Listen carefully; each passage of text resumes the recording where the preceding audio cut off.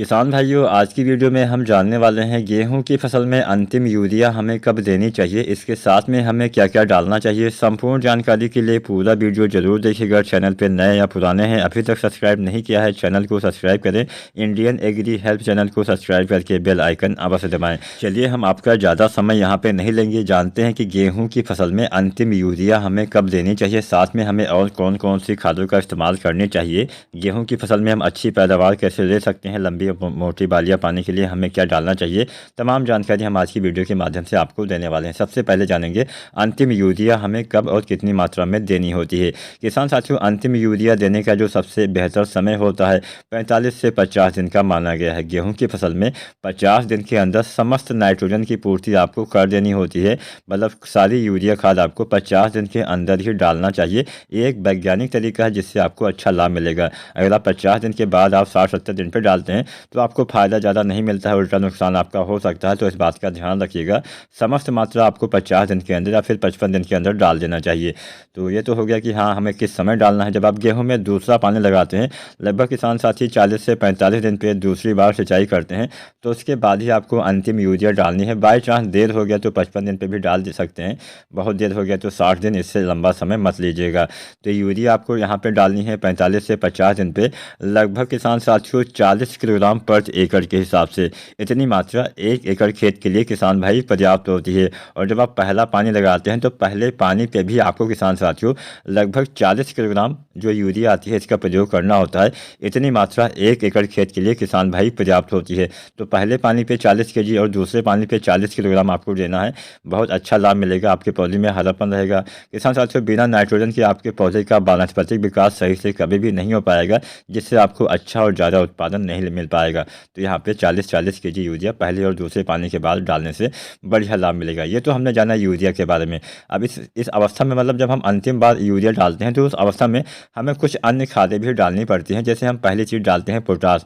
वैसे मैं आपको बताते चलूँ, पोटास का इस्तेमाल गेहूँ की फसल में 2 बार करना चाहिए। जो किसान साथी नहीं जानते हैं अभी तक पोटास का इस्तेमाल, अगर आपने नहीं किया है तो आप जान लीजिए कि हाँ, पोटास हम नहीं डालते हैं तो हमें क्या नुकसान होता है। पोटास न डालने से आपके पौधे की बालियाँ छोटी रह जाती हैं। पोटास की कमी से आपकी बालियों का विकास नहीं हो पाता है। पोटास की कमी से आपके दाने पतले रह जाते हैं। पोटास की कमी से आपके तने पतले रह जाते हैं। पोटास की कमी से आपकी फसलें थोड़े से भी हवा चलती है तो गिर जाती है। पोटास की कमी से आपके पौधे में रोग प्रतिरोधी क्षमता जो होती है वो काफ़ी कमज़ोर हो जाती है, जिससे आपकी फसल में जल्दी रोग, जल्दी बीमारियों का अटैक हो जाता है। पोटास की कमी से आपके पौधे सूखा के प्रति सहनशील नहीं हो पाते हैं। थोड़ा सा भी पानी सूख गया आपके पौधे सूख जाते हैं, ख़राब हो जाते हैं।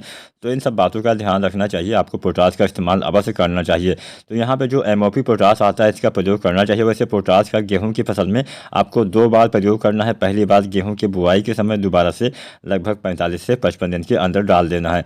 तो पहली बार जब आप गेहूं की बुआई करते हैं तो वहाँ पर आपको 20 से लेकर 25 किलोग्राम जो MOP पोटास आता है 60% वाला, इसका इस्तेमाल कर देना है। यानी जो लाल वाला पोटास आता है इसका इस्तेमाल आपको बुआई के समय आपको करना है 20 से 25 किलोग्राम। बाई चांस बुआई के समय आप ना डाल पाए हों तो जब आप गेहूं में पहला सिंचाई करते हैं, पहला पानी लगाते हैं, तो उस अवस्था में भी किसान भाई पोटास की पूर्ति कर सकते हैं। उस अवस्था में भी 20 से 25 किलोग्राम पोटास आप डाल दीजिएगा। उसके बाद में जब आप दूसरा पानी लगाते हैं लगभग 45 से 55 दिन की अवस्था में फिर से आप पोटास जो है उसकी आपको 20 kg मात्रा डाल देनी है। इतनी मात्रा 1 एकड़ खेत के लिए पर्याप्त होती है। मतलब संपूर्ण आपको 40 से 45 kg पोटास आपको डालना होता है, जो आपको 2 भागों में बांट के डालना चाहिए। अब यहाँ पे पोटास के साथ में यूरिया खाद आप बड़ी आसानी से प्रयोग कर सकते हैं। बस छोटी सी सावधानी यही बरतनी है कि जब भी आप पोटास का इस्तेमाल यूरिया खाद के साथ करें तो मिलाने के तुरंत बाद आपको इस्तेमाल कर देना है। बहुत लंबे समय तक मिला के आपको रखना नहीं होता। मतलब यूरिया और पोटास को जब भी मिलाइए तुरंत इस्तेमाल कर दीजिए। अब हम जानते हैं कुछ अन्य खाद है जिसको हम गबूर्ण अवस्था में, मतलब बालियाँ बनते समय डालते हैं। पहली खाद हम डालते हैं NPK 0-34। इसकी आपको 1 से 1.5 किलोग्राम मात्रा प्रति एकड़ के हिसाब से बालियाँ बनते समय डालना होता है। जब आपके तने थोड़ा सा मोटे होने लगे, गोल होने लगे, तो समझ लीजिए इस NPK के डालने का अच्छा समय आ गया है। तो NPK जो आता है 0-34, इसकी आपको 1 से 1.5 kg मात्रा गबूर्ण अवस्था में बालियाँ बनने से पहले डालना होता है। इसके साथ में आपको बोरोन डालना चाहिए। जो बोरोन आता है 20% वाला, इसकी आपको 100 ग्राम मात्रा डाल देनी है, जिससे परागण अच्छे से होगा, पोलिनेशन अच्छे से होगा, जिससे समस्त दाने सही ढंग से बन पाएंगे, सभी दाने का भराव सही ढंग से हो पाएगा। तो ये 2 खादें आपको गबूर्ण अवस्था में डालनी है। दोनों का अलग अलग घोल बना के एक साथ बड़ी आसानी से आप प्रयोग कर सकते हैं। बहुत बढ़िया फ़ायदा मिलेगा, आपकी बालियाँ अच्छी आएंगी, मोटी आएंगी, लंबी आएंगी, अच्छा उत्पादन मिल जाएगा। वीडियो पसंद आई हो लाइक